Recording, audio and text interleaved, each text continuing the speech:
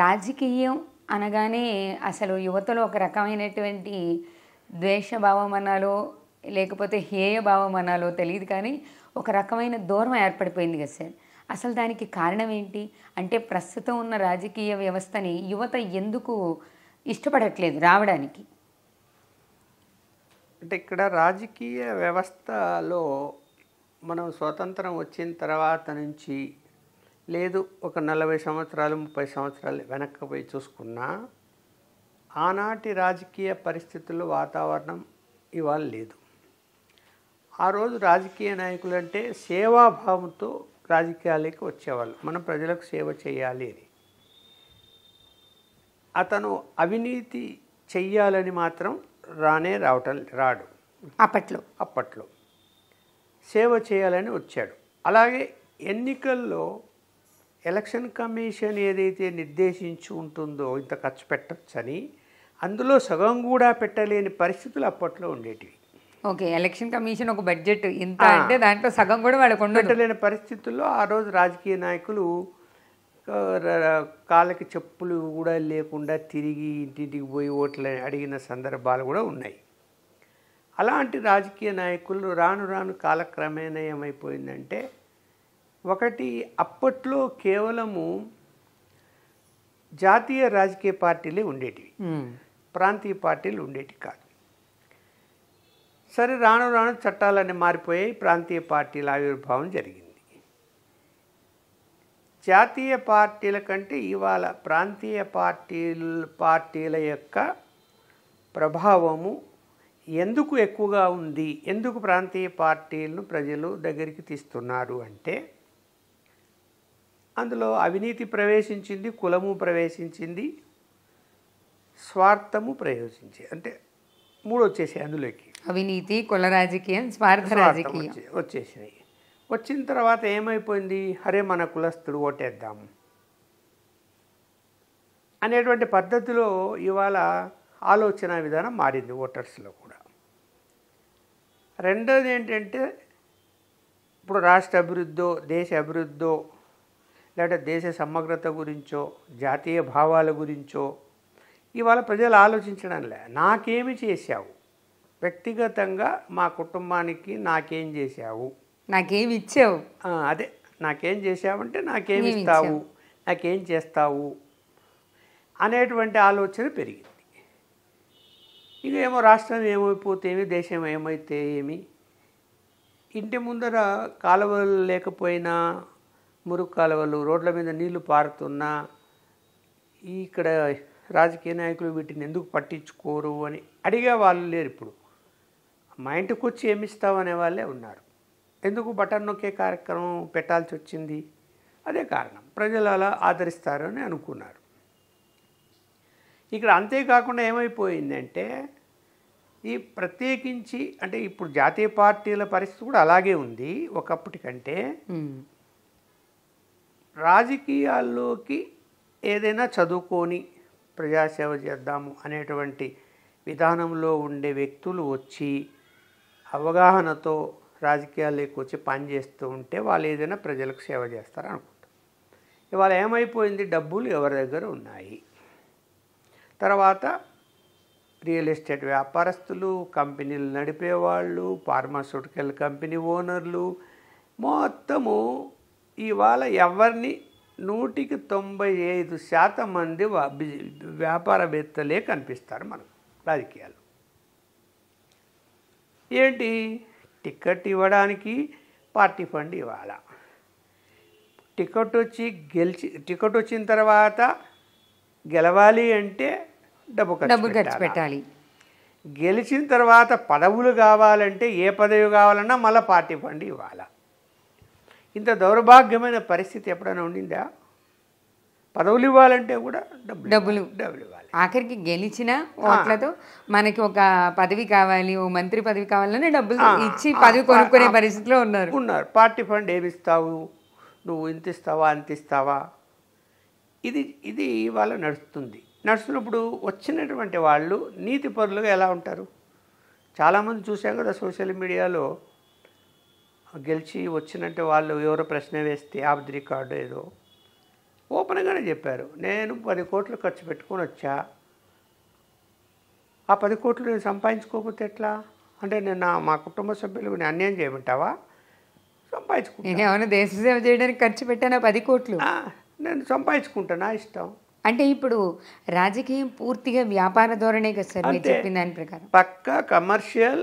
రెండోది ఏంటంటే ప్రాంతీయ పార్టీలు కూడా ఒక ప్రభుత్వాన్ని నడుపుతున్నట్టు లేవు, ఒక ప్రైవేటు కంపెనీ నడుపుతున్నట్టు భావిస్తున్నాయి. అన్ని రకాల ప్రాంతీయ అది పార్టీ ఒక ప్రైవేట్ కంపెనీ లాగా, ప్రభుత్వం అంటే ఓ ప్రైవేట్ కంపెనీ. అంటే మెల్లమెల్ల లాభ నష్టాలు చూసుకోవడం, మనం ఎంత ఖర్చు పెట్టాం, ఎంత లాభం, అలాగే నడుపుతున్నారు. 5 ఏళ్లలో మేము ఎంత సంపాదిస్తాం. రెండోది ఏమిటి, ప్రతిపక్షంలో ఉన్నప్పుడు అధికార పార్టీ వాళ్ళను ఎన్ని తిట్టాలు అన్ని తిడతారు, ఎన్ని విమర్శలు అన్ని చేస్తారు.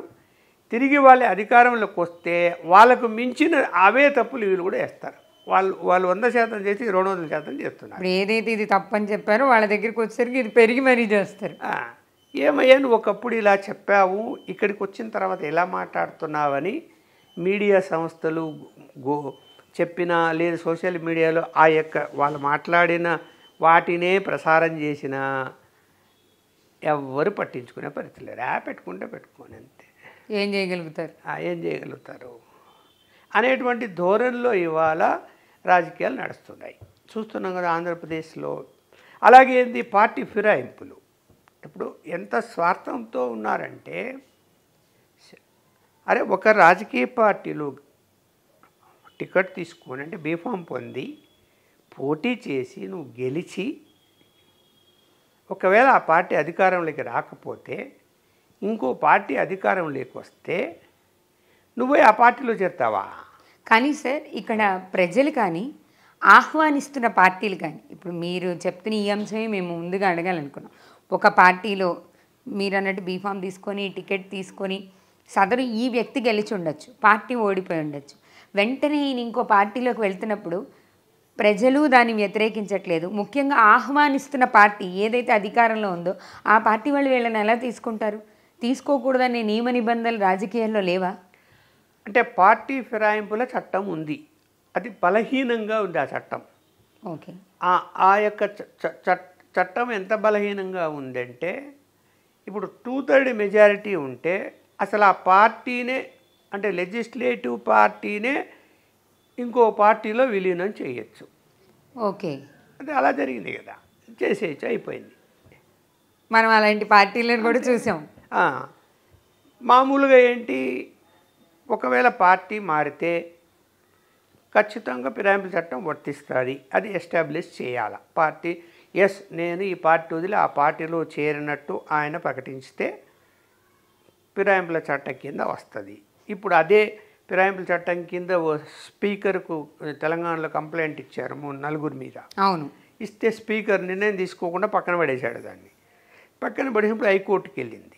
ఇప్పుడు హైకోర్టు ఏం చెప్తుంది, నెల లోపల ఏదో నిర్ణయం తీసుకోవాలి స్పీకరు, లేకుంటే మేము సుమోటిగా విచారణ జరుపుతాం అంటున్నది.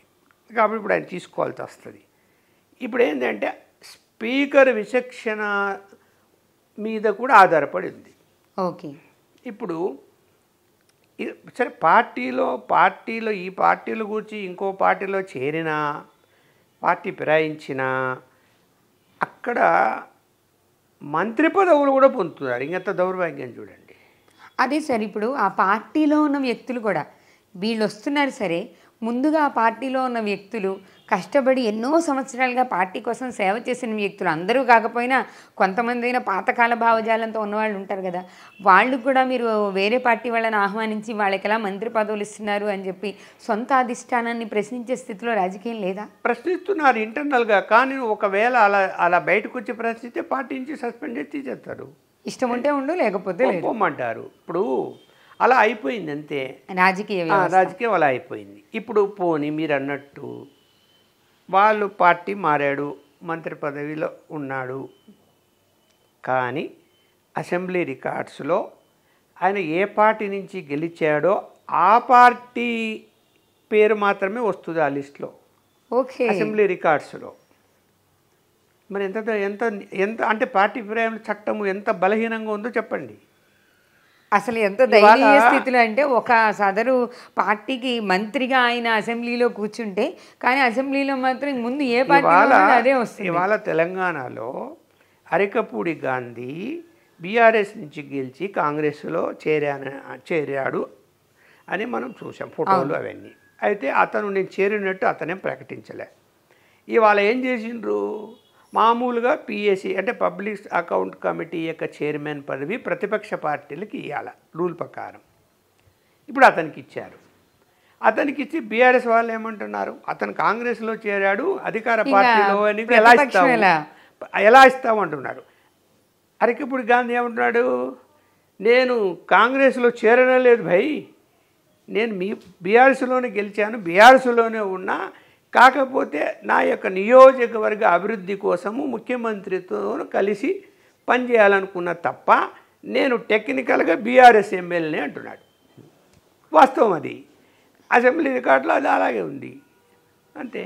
అంటే ఈ బలహీనమైన చట్టాన్ని వాళ్ళ వ్యక్తులు వాళ్ళ స్వప్రయోజనాల కోసం ఎలా అంటే అలా వాడుకుంటున్నారనే విషయము ఇప్పుడు దీన్ని ఎవరు సరిదిద్దాలి అంటే కేంద్రం. ఆ చట్టాలు చేసేది కేంద్రమే కదా, రాష్ట్రం కాదు అది. ఈ కేంద్రంలో మరి బీజేపీ నీతి నిజాయితీ అని చెప్పి ప్రథమ భాగం మాది అని చెప్పుకునేటువంటి పార్టీగా మనం అందరం భావిస్తే, మరి నీతి నిజాయితీ గల పార్టీ, అవినీతికి దూరంగా ఉంటామని చెప్పుకునే పార్టీ 10 సంవత్సరాల కాలంలో పూర్తి మెజారిటీ ఉన్నా, ఇప్పుడంటే లేదు, సెకండ్ టర్మ్లో పూర్తి మెజారిటీ ఉండింది, ఉన్నా కూడా ఫిరాయింపుల చట్టాన్ని ఎందుకు మార్చలేదు? వాళ్ళు కూడా ఆ చట్టాన్ని ఉపయోగించుకుంటున్నారు. మీరు చూశారు కదా, తెలుగుదేశం నుంచి గెలిచిన 4 రాజ్యసభ మెంబర్లని 2/3 మెజారిటీ కింద బీజేపీలో విలీనం చేసుకొని బీజేపీని ప్రకటించుకున్నారు. ఇప్పుడు కేంద్రంలో అధికారంలో ఉన్న పార్టీ కూడా ఆ బలహీనంగా ఉన్న అవసరాన్ని తన సొంత ప్రయోజనం కోసం అంటే ఇప్పుడు ఏ పార్టీని మనం అనాలా, అధికారంలోకి వచ్చిన ప్రతి పార్టీ కూడా ఇదే తప్పులు చేస్తున్నది. తెలుగుదేశం పార్టీ వైఎస్ఆర్సీపీ వాళ్ళని చేర్చుకొని మంత్రి పదవులు ఇచ్చా, వైఎస్ఆర్సీపీ జగన్మోహన్ రెడ్డి తెలుగుదేశం వాళ్ళని తీసుకునే మంత్రి పదవులు ఇవ్వకపోయినా వేరే పదవులు తీసుకున్నారు. ఇక్కడికి వస్తే ఆంధ్రాలో కేసీఆర్ కాంగ్రెస్ పార్టీ వాళ్ళందరినీ తీసుకొచ్చి విలీనం చేసుకొని తెలంగాణ సీఎల్పీ లేకుండానే చేశా, విలీనం చేసి ప్రతిపక్షమే లేదు అప్పట్లో చేశా. ఇప్పుడు మళ్ళీ కాంగ్రెస్ వచ్చింది అనుకుంటే వీళ్ళు మళ్ళీ బీఆర్ఎస్ వాళ్ళు కాంగ్రెస్ వాళ్ళని తీసుకుంటున్నారు. ఎవరు అధికారులు ఉంటే వాళ్ళు జాతీయ పార్టీలైన బీజేపీ కాంగ్రెస్లు కూడా అదే పనులు చేస్తూ ఉంటే, అదే తప్పు పని చేస్తూ ఉంటే ఇంక ప్రాంతీయ పార్టీలు చేయవా? ప్రాంతీయ పార్టీలు ఎందుకు వాళ్ళు చేస్తారు? అసలు దీన్ని ప్రశ్నించడానికి ఎవరిని ప్రశ్నించే అవకాశమే లేదు.